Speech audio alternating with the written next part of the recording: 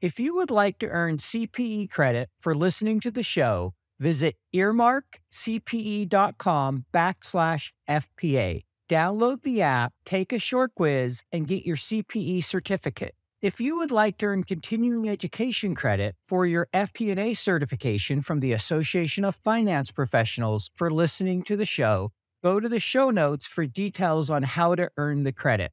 Finally, if you enjoy listening to FP&A Today, please go to your podcast platform of choice, click the subscribe button, and leave a rating and review of the show. And now, on to the show.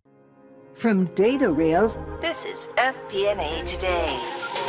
Hello, everyone. Welcome to FP&A Today. I am your host, Paul Barnhurst, aka the FP&A Guy, and you are listening to FP&A Today.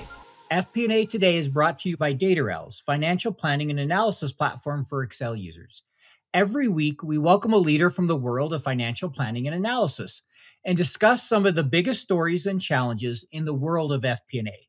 We will provide you with actionable advice about financial planning and analysis. This is going to be your go-to resource for everything FP&A. I'm thrilled to welcome today's guest on the show, Maksims Sičs. Max, welcome to the show. Hi, Paul. Hi, everyone. Yeah, thanks for joining us. So let me just give a little bit of an introduction about Max, and I'll give him an opportunity to share a little bit more about himself. He's coming to us from Latvia. He earned his bachelor's in business and finance. He currently serves as the chief operating officer of the Financial Modeling World Cup. Many of you may have seen that on ESPN or other places that's streamed. So we're excited to talk more about that. He currently works as the head of business development for AG Capital CFO Services, where they do financial consulting for clients globally. And previously, he also worked in a commercial bank doing a lot of FP&A and other type tasks. So Max, could you maybe just tell us a little bit more about yourself and your background? Yeah, sure. So you covered the most part, but just to probably elaborate in short, I come with finance education. So I used to work at a commercial bank as strategic project manager, where I did, budgeting of the business. We had not the big bank for US standards. We got over 200 employees, 60 branches. So I've been doing, scoring analysis, budgeting, financial control. And then I joined the AG Capital. That's the CFO services firm. We do budgeting, we do profitability reports, M&A valuations. We do a lot of fulfillment reports for clients on a monthly basis. So it's all the different kind of things. I also lead financial trainings. Well, I would say trainings in finance that include financial modeling, budgeting, cash flow forecasting, finance for non-finance people and stuff like that. And finally, the majority of my time takes the Financial Modeling World Cup, where I am a chief operating officer. I usually do everything that is related to partnerships, sponsors, PR, marketing. I don't do tasks for the battles. We have other people who are doing this, but I do more of kind of promotion and I would say commercial side of the business. So yeah, that's in short about me. All right, well, thank you. I appreciate you sharing a little bit about yourself. And you mentioned that one thing I want to just kind of drill down in here for a minute is the Financial Modeling World Cup. You mentioned you're the chief operating officer for that. Can you tell us how you became involved in the organization? How did that come about? Well, we kind of together with Andrew Grigorinovich, who is the founder and CEO of this, we started it basically back in September 2020. This was all like a spin-off of AG Capital firm where, I started working with Andrew in 2020. And then at some point we've been, actually Andrew was waiting for model of competition that time to be going in 2020, but it wasn't. So at some point we just stopped by our coffee machine in the office and had a discussion, and Andrew had an idea, if model doesn't come, so why wouldn't we do our own competition? So back in September 20, actually we started it at some at some point in June 2020, I guess. And in 2 months, we launched the website. We did the rules, all the administrative work, the legal part, and stuff like that. And in September, it was already the first battle. So it's really like, let's do it in short term. Let's see if that works. What feedback we get. Basically, that's how it all started. And since the very beginning, I'm with it. And I'm very happy how it grows and where we are today. Great. No, it sounds like came together pretty quickly without, during COVID, it sounds like, as Model Off wasn't doing one, you guys kind of jumped in and filled that void. Is that kind of how it worked? Approximately, yes. Well, we didn't know Model Off would retire. So essentially, when we started after like first or second stage, they just, emailed everyone. That's basically it. But we just decided, why wouldn't we try? There's not much to lose. We have the knowledge. We have, all the things that we need to try this. So let's just go ahead and try. That's great. Thank you for sharing that. So I know the FMWC, or Financial Modeling World Cup, has been covered by international news organizations, thousands of people online. It's been broadcast by ESPN. Can you talk a little bit about how that all came about? How did it become so popular where you're seeing it on ESPN? It's kind of a global event. Yeah, well, I think the popularity of it, I can tell you the long story and the short story. Let me start with the short story. And the short story is probably because of the nature of the competition. So when you think about, we started with financial modeling, and now the popular thing is very much about Excel esports. So this is what people like and hype about. And the reason is, if you think about it, we're moving into gaming industry. We're moving into esports. And that's where, a lot of young people are right now. They're like playing games. And because of the COVID, actually, many people were going remote and they were spending time home and there was nothing to do. So people started to, surf internet, do a lot of things, including playing computer games. But the thing with computer games is, if you play like, Fortnite, Counter-Strike, or whatever else for like, 5 years to get to the competitive level, and eventually Counter-Strike or Fortnite closes, what tangible skills you can get out of it. There is not that much that you can, keep it with you to your, to the next game or to your next job or anything like that. With Excel Esports, it's totally different, right? So if you train your skill at this competition, even if you don't win it, you can actually apply that skill in your next job. You can, be more productive for yourself. You can do your budgeting, your planning, your, all of the things can be very used, and it's all tangible that's perceived and is demanded by the market. So I think that the short story is that the idea of the competition really, clicks with majority of the people. The long story is, it's all started with finance, and we started to do different battles between different people, and this is the format that nobody was doing before. People like competitive field, people like entertainment and sports. So we started with finance battles, and we got sponsored by Microsoft in 2021. They helped us a lot, especially in the very beginning, to get introduced to the right people, including ESPN folks. And, naturally it started to grow. People started to hype about it, started to demand more of these battles, and social started to pick it up just because it's notable. Yeah, that's great. And I mean, I definitely see a lot of it on LinkedIn. I see, I think it's Darian Early. I see a lot of him posting a lot of stuff. I know he's won it before. And I watched one of his videos of him doing some stuff in Excel. And I just thought, all right, that's just a league all of its own, right? As I'm watching just the amazing speed with which they work. And, I know Oz de Sol has been an announcer for it. I think you've had Danielle Stein Fairhurst, which I know I'm having her on the podcast here soon. I know you've had Bill Jelen. I'm sure there's been others, but those are some that I know of, in the Excel community, right? They're all big names that do a lot of training and stuff. And so I think that's really, really fun. And Oz, if anyone's watched any of his videos, he has a YouTube channel, YouTube on is that Oz on Fire, I think, or something like that? Excel on Excel, fire. thank you. Excel on Fire. His videos are just great because he's such a storyteller. He always has a unique angle. Like, one minute he has a sword.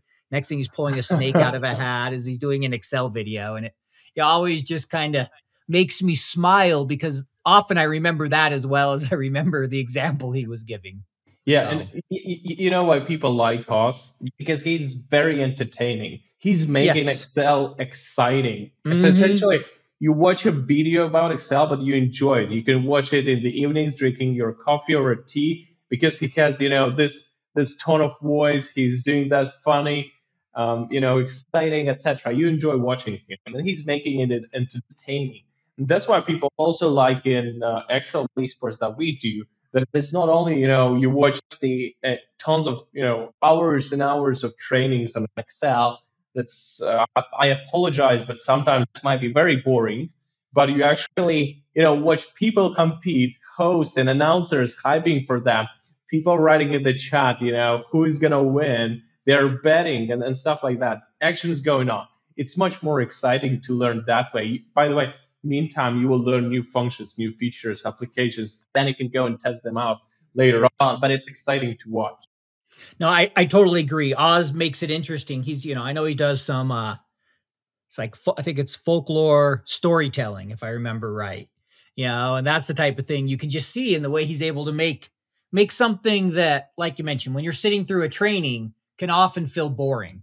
Okay, here's how this formula works. You got some dry trainer up there, and you're just like, all right, when will this end? Instead, you have that excitement. The other things you mentioned, people betting on it, right? It's like, okay, if this guy wins, I get $100, or, chatting with their friend, or someone who really loves Excel, seeing some new way of doing something. So you get excited and be like, I can go try this, right? Yeah. There's a lot of kind of that esport mentality where there's a lot you can learn, and it's almost a community type thing versus just, watching somebody. Exactly. And this community actually grows very much. And especially what we like so much, we this year really launched Excel Esports, like the whole season. Basically, those battles take place every month, and they're structured in a way that competitors are doing the case in the beginning, and then they come to the live stream. So everybody on the live stream, and there are non-stream players as well. So the non-stream player, they come to the YouTube to actually watch how live stream players are playing. But essentially what happens, they're kind of, having a huge discussion in the chat. So how did you just do in that battle? And this community grows, and they're speaking to each other. They're sharing knowledge. I know plenty of people, actually of the competitors, that, started, communicating between each other, asking advice, sharing knowledge just because, they see each other competing, doing well and better in some or other topic. So they're making friends. And that's what I like about it, the community thing. And we're growing this community. That's just amazing. You know what it is like. 13 different spreadsheets emailed out to 23 different budget holders. Multiple iterations, version control, errors, back and forth updates. You never really feel in control of the consolidation and collection process. Yep, I've been there. Stop, breathe. DataRails is the financial planning and analysis platform for Excel users. DataRails takes data from all your company's disparate sources. No organization is too complex, consolidating everything into one place, secured in the cloud. Now all your data finally talking to each other. Everything is automated back into your report in Excel. Cash flow, FX conversion, intercompany transactions, now automated and up to date. Drill down and variance analysis in seconds. Don't replace Excel, embrace Excel. Turn your Excel into a lean, mean FP&A machine. Find out more at www.datarails.com. Yeah, so no, thank you. That's very helpful. So if I understand correctly, there's the financial modeling, and then there's also kind of the Excel esport. What's really the difference? Is it the cases and what's allowed? I mean, because I know there's a lot of things you can do in Excel, and financial modeling sometimes can have a very broad, you know, umbrella when you're talking about Excel. So how do you kind of distinguish? How are the cases different, or how do you think about that? Right. So financial modeling essentially requires you to have some kind of knowledge of finance, at least basic knowledge. So you can have cases like you need to build a three-way statement. You need to do those sophisticated sales forecasts. You need to do the valuation of that firm. So essentially, you have to have some kind of understanding and knowledge of finance to solve those cases. When we talk about Excel esports, you don't need any finance knowledge at all. And this Got it. is a competition to show that it's not Excel is not only about finance and budgets and tables. You can literally do everything in Excel. Mm-hmm. Some of the cases we had last year in our esports battles, those are like popular games. You can play, Mario. You can play Battleship game. You can play snakes and ladders, or any cases like that in Excel. So we build the system in which you have to find the perfect solution to solve that case under 30 minutes by, having different game moves or number of games or number of players doing different things. So it's not only about budgets and numbers and boring tables. It's actually more than that. It's very exciting. You can literally do everything. So is there anything you can't do that's available in Excel? Like, is VBA allowed, using Power Query? Is pretty much anything that's you're able to do in Excel, are you able to do during these competitions, or how's that work? Everything is allowed. You can do VBA, you can do Power Query, you can do ChatGPT if you wish. The only thing is you have 30 minutes, right? Yep. So if you're about to write a VBA and you can do that in 30 minutes without, crashing the whole Excel file, that's fine. Go and take that risk. Well, I know one of the competitors, like some years ago, tried to do the final stage in VBA, and his Excel crashed 5 minutes before the final. And as you know, with the VBA, you don't have undo button, right? So you have to redo the whole thing. So it's just a matter of, risk return. If you want to try it, you can, but, you might fail hard. So mostly Sure. people do just formulas. And that's what I'd figure 95+% of the time they're just using formulas. Because like you said, that 30-minute window, VBA and Power Query is usually something that's going to take you a little longer. And so there's not the benefit where formulas, if you know them well, it's amazing how quick you can do things. So that totally makes sense. And that's kind of what I figured, but I just thought I'd ask. So what is the prize for the winners? If you win, esport or the Financial Modeling World Cup, what do you get? How's that work? So if you win financial modeling, you would get, well, the official prize that was announced is 25,000, but now we have another sponsor coming, which is Order.co, which will contribute another 5K grant to the sponsorship fund. So essentially for finance, it's 30K. For Excel Esports, it's a little bit more than 15,000. But the prize money is split throughout the whole year, so you can win smaller prizes if you win a stage, and you can get the bigger prize if you win the finals, right? So Microsoft Excel World Championship. And by the way, the finals of this competition will be in Las Vegas this year in person. So we will pay for the finalists, we will cover the costs, and we will broadcast it from Las Vegas, to the whole world. Well, when you send me the information when the finals are, I might have to do a road trip. I'm not far from Vegas. You should. I might have to come down. I'd love to do that if I can make it work. So please send me that information. And we could also put that in the show notes for people if anyone else is interested. Next question. Let's say somebody wants to enter the tournament. They're listening and thinking, hey, that would be fun. How does somebody do that? Oh, it's very simple. You just go to the website, you get a ticket. Well, the ticket costs money. So one stage ticket is about $20, but if you buy a seasonal pass, it's much cheaper. So majority of the players, they have just seasonal passes. And the thing is that you not only get, an access to the stage, you also get an access to 3 cases. Each case worth $20. And also you get the solutions. You can buy a case without a solution, which will be difficult if you want to figure out if you're correct. We do provide the solution files. And when I say solution, I don't mean answers. I mean literally all the formulas with all the, explanations and outline model with best practices how to do that case. So it's really a lot of value at the end of the day. If you just buy a ticket, you get at least 3 cases, you get a lot of learning opportunities, you can score yourself against others. But at the end of the day, to participate, it's just, go and get a ticket. Got it. No, that totally makes sense. And that's what I thought. I remember looking at it one time. It'd been a little while back. And so what would you say if somebody wants to participate, what skill level do they need to be? I mean, how good do they need to be in Excel? Well, it depends what they want to achieve. If they want to be number one, well, they probably need a little bit of training, practice, experience. But if you just want to try, I mean, for Excel esports, you don't need any specific knowledge. You don't know VBA or Power Query. If you know kind of basic formulas, if and then statements, then you're good to try it. I mean, it's just a matter of time. Probably that would take you a little more time to do the case rather than for other people who know more advanced and latest formulas like, dynamic arrays and stuff like that. For finance, well, as I mentioned before, you need to have some basic finance knowledge, and you also need some basic Excel. So as long as you know ifs, lookups and some ifs, you should be good to go.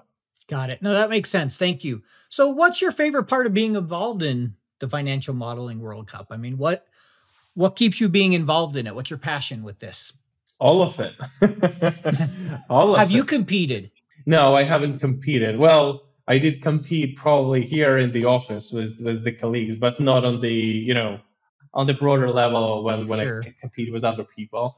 The thing is, it's also kind of a conflict of interest. There is no other competition like us that would do that. So sometimes I need to test the cases, and I do the cases myself. My colleagues either solve the cases or create the cases themselves, but we do not really compete just because of the conflict of interest. We want to make sure, and that totally makes sense. I figure as much that you'd have to do something that's not sponsored by you guys to be able to, because you're putting together the cases and those type of things. Yeah, because it will be weird, if Max from FMWC will be winning a stage after stage, Everybody would be wondering. Yes, that would be a bad idea. Totally get it. So, another question here, and then I want to get a little bit into the work you do, but one last question on Financial Modeling World Cup. What's the most unique thing or maybe unique solution that you've seen someone do in Excel?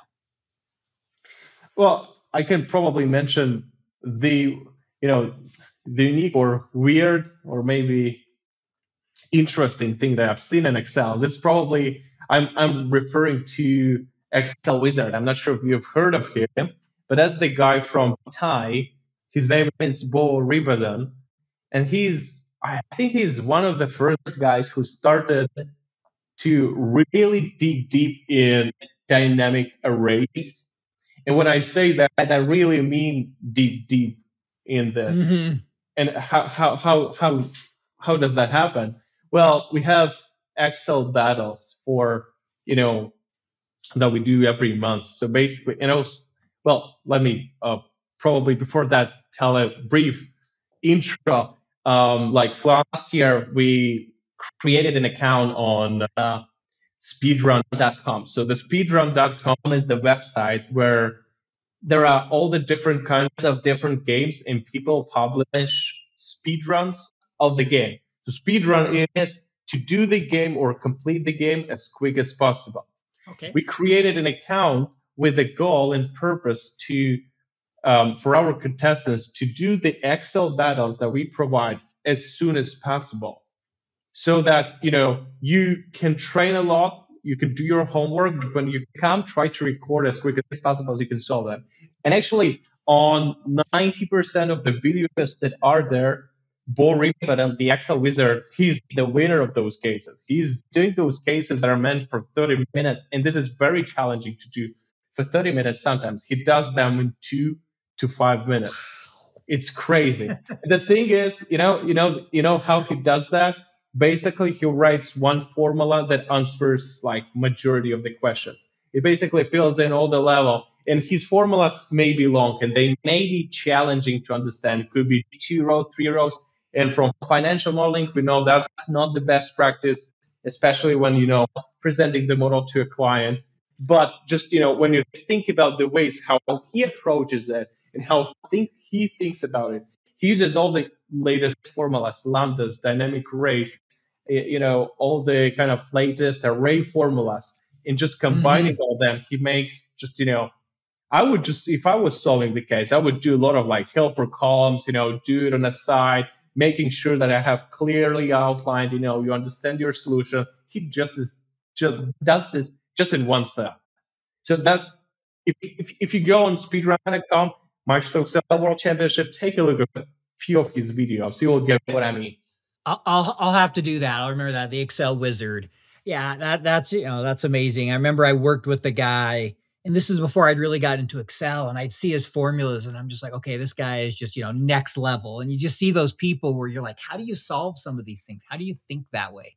Yeah. You're correctly right. Like, you really need a lot of practice. I'm just, to be honest, I'm very beginner in dynamic arrays and dynamic formulas. I love, when I start approaching the case with the mind that I'm going to do that with dynamic arrays, at first it's much harder to understand how would you do that. It's just much easier to do it the regular way. But when you do that, you actually feel like, oh, wow, you could have done this like many times before. It saves so much time. And I myself, to be honest, I'm just a beginner in comparison to Bo. But, as I get and proceed through them and do more of those, I like them more and more. Yeah, I'm just starting to scratch the surface with dynamic arrays, getting more comfortable with them. And you can do some really neat things with them. Like, I've built some sensitivity tables. I did a CapEx where, it will update automatically from 5 to 20 years. It's like, just make a change and everything flows through. And so it's really, it's cool the things you can do, but it does take a different way of thinking and it takes time. Exactly. That's what I mean. You have to go through that thinking, because if you were learned to work in a single cell, now it's a different approach. You need to work with the array and you need to understand how would it look and how would Excel read your array. Would it read it horizontal or vertical, or how many values will be there? So it's a different thing. Yeah, no, totally agree. I tried to be fancy one time for my boss when they first came out, and I built something all with dynamic arrays, and we got in there and it busted. And I was just like, feeling pretty stupid as I'm in with the general manager and this whole thing's not working, and I thought I would be fancy. And so I learned my lesson. It's like, make sure you it works before you get in there. I mean, it worked for everything I had tested, but I really hadn't tested it enough. And as soon as he asked me to do one type of thing, it fell apart. And I'm like, oh man, just kind of hanging my head. Fortunately, I had a really good relationship with him. He gave me a little bit of a hard time about it, but it was all good. But I still felt kind of stupid. So yeah, it takes some time for sure.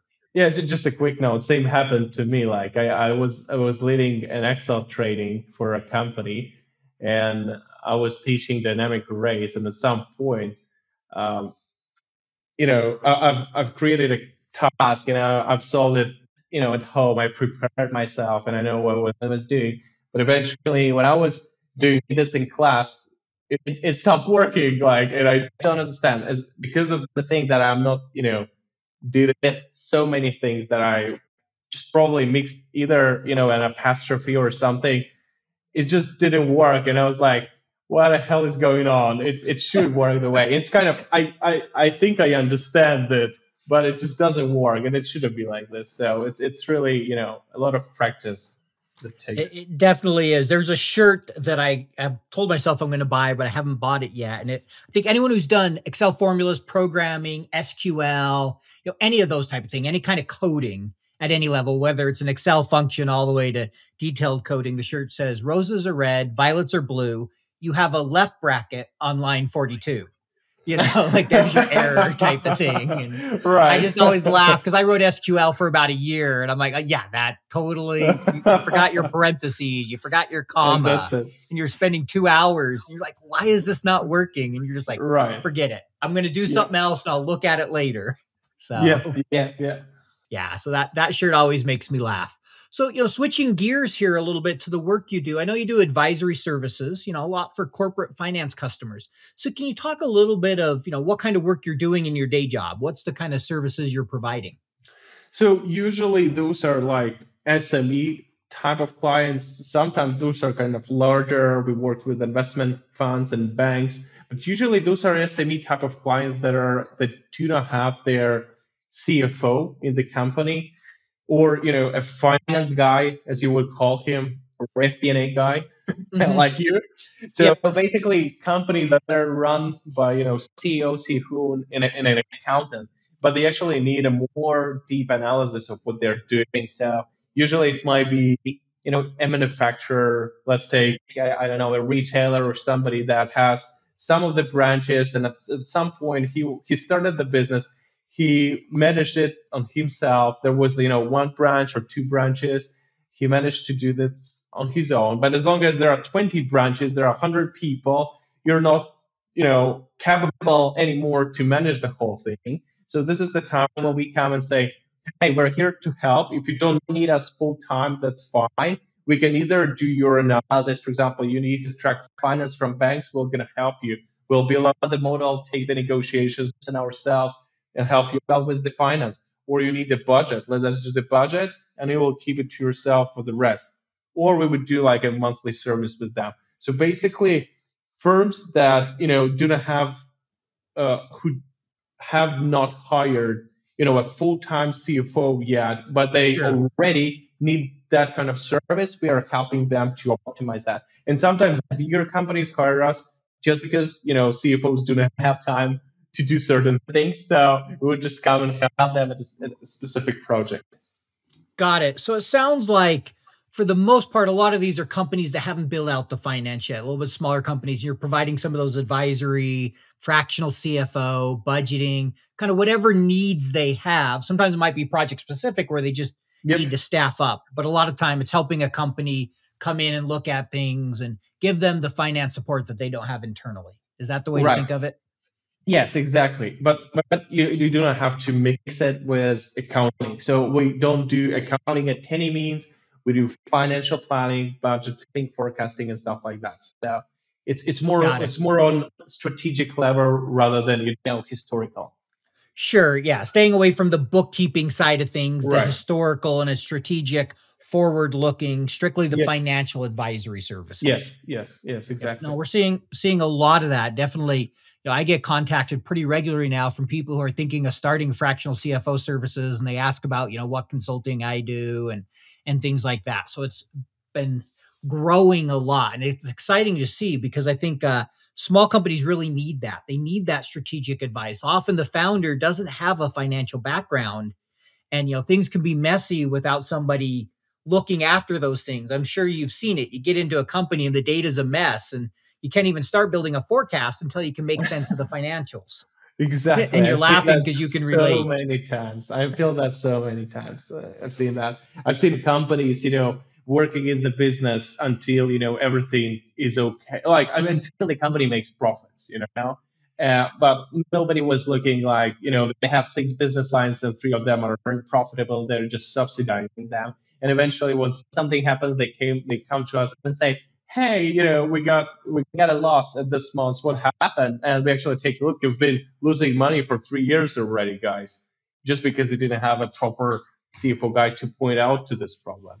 So Yeah. Yep. No, I agree. And so I think it's great that we're seeing more and more of that. So I'm curious from your perspective, what you see with these small companies, why is FP&A so important? Why is that such an important part of finance? well, I think it's like when you walk in the dark without a light, or right. So how would you forecast your financials if you don't do analysis? How, like, okay, FP&A is part of forecasting. How would you make a decision if you don't have proper number on the background? You can make a decision based on your feelings, on your thoughts, on your previous experience, but if it doesn't have a number to support your decision, that's not really a thorough decision. It's not a wise decision. So what we are actually doing, we've been working with plenty of industries already. I think we covered all of them.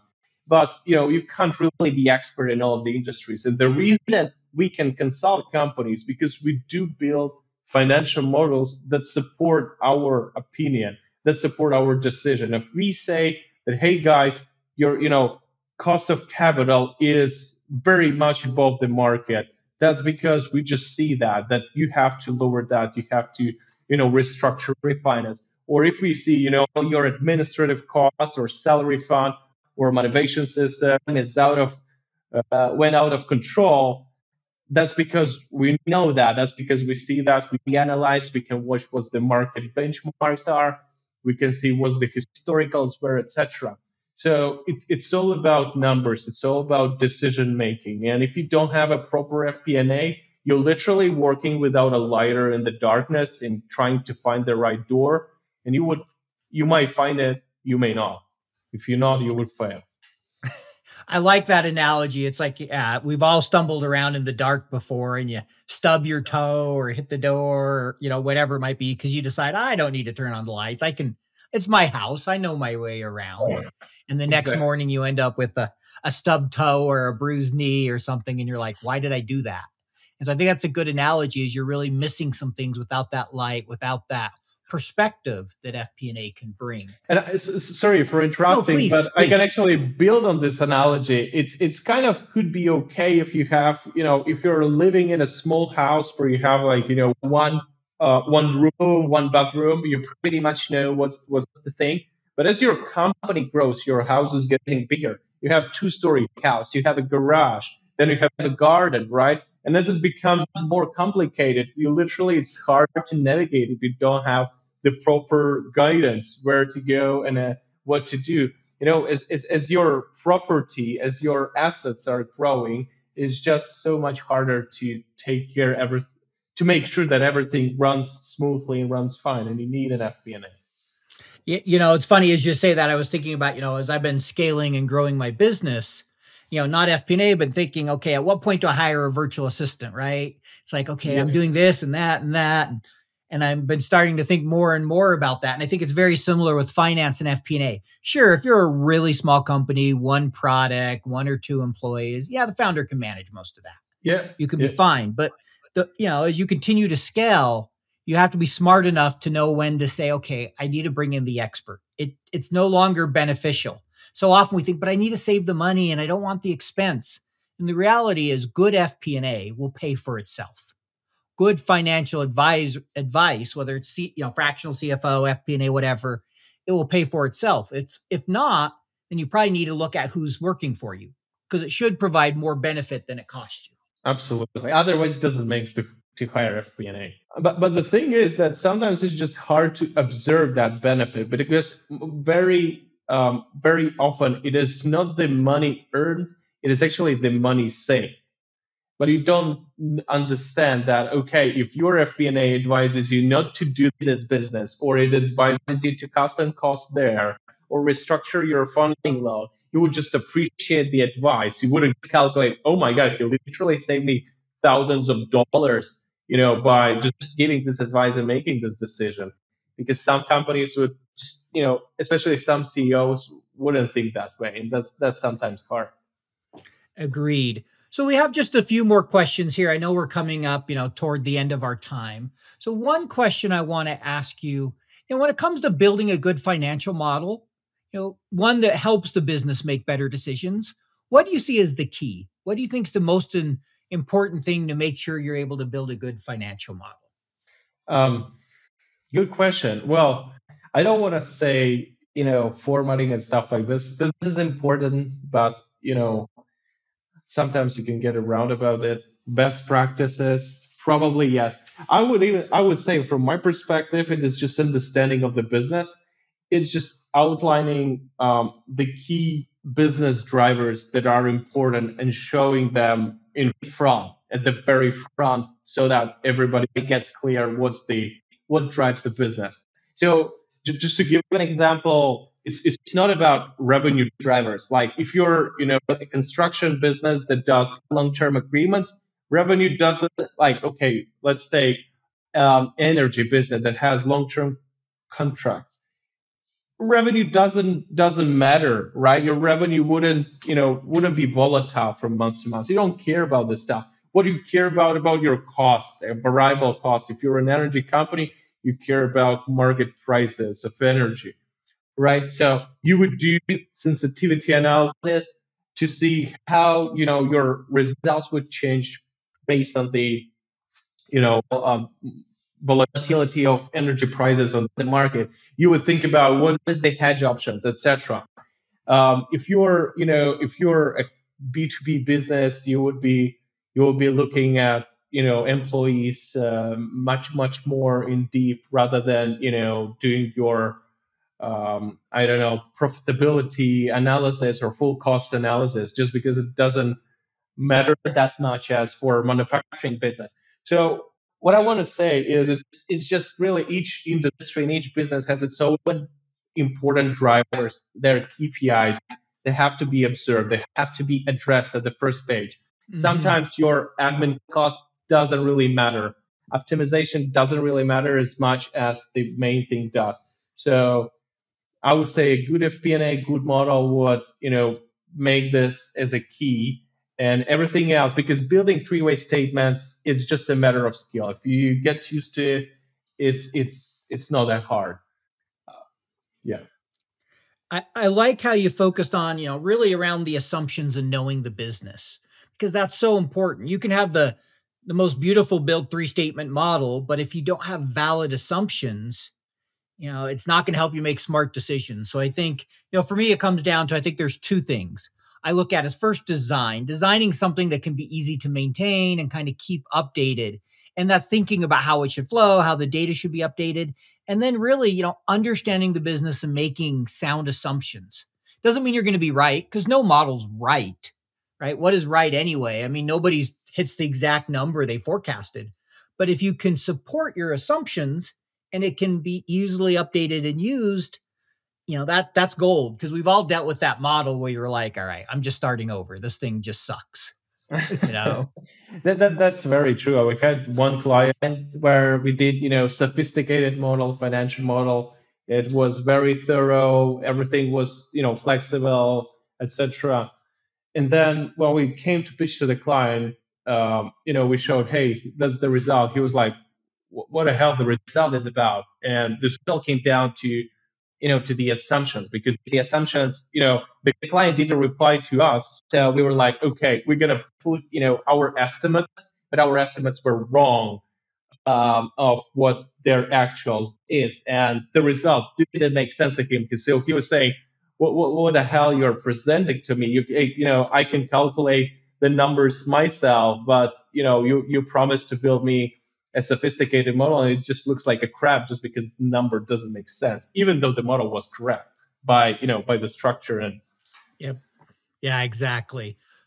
So we have a couple personal questions we like to end with, one personal and one kind of fun that we ask everybody. So what is something unique about you that you can share with our audience? Something we wouldn't be able to find out about you online? Okay, that's a trap question. I didn't expect this one. What is unique about myself? Well, probably the unique thing about myself is that I love finance. I love doing financial modeling, but I also like, talk to people and doing, sales. So it's kind of a mixture of two. It's probably not the thing, not the skill you particularly would find. It's either analytical type of person or it's a salesperson. I'm working as a head of business development at AG Capital C for services. Sometimes I do projects, sometimes I do sales. So I really like this, a mixture of both, and that's probably a unique thing that I might think about myself. I don't know. I didn't know what to answer, but No, it's just that's a mix. good one. It's a unique set to have, and I'm finding myself, enjoying the sales a little more than I thought I would doing my own business. So I can relate a little bit to that answer. And so next question, this is one we like to ask everybody. What is your favorite, can be Excel function, feature? What's your favorite thing about Excel?